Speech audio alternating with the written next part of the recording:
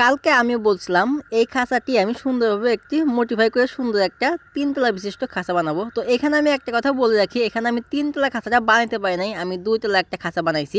তো 2 তলা খাঁচা কেন বানালাম সেই বিষয় নিয়ে আর কি আজকে আলোচনা থাকবে। তো আলোচনার শুরুতেই আমি একটা কথা বলে রাখি, যদি আজকের ভিডিওটা আপনাকে ভালো লাগে থাকে বা আজকের ভিডিওটা দেখে যদি আপনারা এই খাঁচাটি বানানো শিখে থাকেন, তাহলে অবশ্যই আমার পেজটা শেয়ার করে দিবেন এবং আমার পাশেই থাকবেন। কালকের ভিডিওতে আমি আপনাকে দেখাইছিলাম যে এই খাঁচাটা পার্ট বাই পার্ট পুরোটাই খুলে ফেলছিলাম। তো সেটা আর কি সুন্দরভাবে লোহা পরিষ্কার করে একদম মাপ জুপ নিয়ে সুন্দরভাবে মাপ দিয়ে তারপরে এই খাঁচাটা এখন সুন্দরভাবে একটা 2 তলা বিশিষ্ট খাঁচা বানাচ্ছি। তো এখানে 3 তলা খাঁচা আমি বানাতে পারতাম, তো আমি যার জন্য আর কি এই খাঁচাটা ভাঙছি, মানে লিটার ব্যবস্থার জন্য। তো আমি যদি 3 তলা একটা খাঁচা রূপ দিই তাহলে আমি লিটার ব্যবস্থা ঠিকঠাক দিতে পারবো না, এই জন্যই আর কি আমি মূলত 2 তলা বিশিষ্ট একটা খাঁচা বানাচ্ছি, কারণ আমাকে সস্তা হবে যে অবশ্যই আমাকে লিটার ব্যবস্থা ঠিকঠাক রাখতে হবে। তো সেই জন্যই আর কি আমি এটা 2 তলা একটা বিশিষ্ট খাঁচা বানাচ্ছি। আর একটা কথা, এই খাঁচা বানানোর পদ্ধতি খুবই সিম্পল, খুবই ইজি ভাবে এই খাঁচাগুলো বানানো যায়, চাইলে আপনারাও এভাবে খাঁচাগুলো বানাতে পারবেন। তো এটা যে মেজারমেন্ট, মানে এটা আমি কিভাবে কত ইঞ্চি দিয়েছি সেই বিষয় নিয়ে একটু পরে আলোচনা করব। তো যেটা বলতে চাইছিলাম, দেখেন খাঁচা বানাইতে কিন্তু এরকম কোনো আহামারি কোনো একটা জিনিস না, আসলে মেন হচ্ছে নিজের টেকনিক আর হচ্ছে নিজের শ্রম এবং নিজের বুদ্ধি। যদি নিজের বুদ্ধিটা কাজে লাগানো যায় তাহলে আমি 100% আশাবাদী যে আপনিও এরকম একটা সুন্দর একটা খাঁচা বানাতে পারবেন। দেখেন প্রথম একটু আপনার খারাপ লাগবে বা প্রথম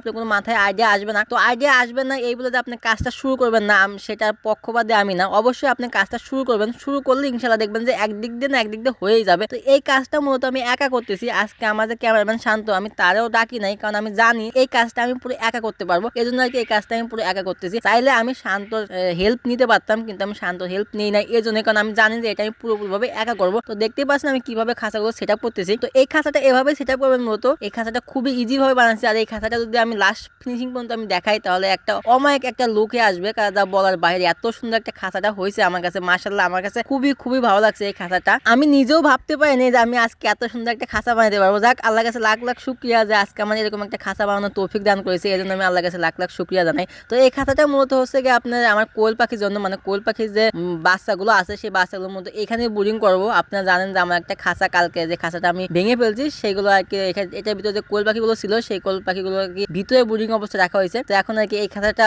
বানিয়ে তারপরে এই খাঁচাটার ভিতরে আর কি আমি দিয়ে দেবো। তো এখন যে আমাদের নেট গুলো ছিল সেই নেটটা আর কি সুন্দরভাবে ওদের যে মাছা সেই মাছা আর কি নেট ব্যবহার করবো। তো এখানে একটা কথা বলে রাখি, এখানে আমার কোনো কিছু কিনা লাগে নাই, সবকিছু যা ছিল প্রতিটা জিনিসই আমার বাড়িতে ছিল এক্সট্রা ভাবে। তো সেটা দিয়ে আর কি কাজ করতেছি। এক কথা এখানে আমার 1 টাকাও ইনভেস্ট করা লাগে নাই, শুধু আমার যে পরিশ্রম সেই পরিশ্রমটা এটা দিয়ে আমি সুন্দরভাবে খাঁচাটা তৈরি করতে পারছি। অনেকেই আমাকে বলছেন যে ভাই খাঁচার ভিডিও দেন, খাঁচা কিভাবে বানাতে হয় সেই বিষয়ে একটা ভিডিও চাই। তো নেন আমি আজকে পুরো ভিডিওটা দিয়ে দিলাম। তো এই ভিডিওটা আমি একটু স্কিপ করে দিয়েছি আর টেনে দিয়েছি, যেটা মেন জায়গা, মানে যেটা আপনাদের না দেখালেই না, সেখান থেকে আর কি আমি ভিডিওগুলো আপনাদেরকে দেখাইছি।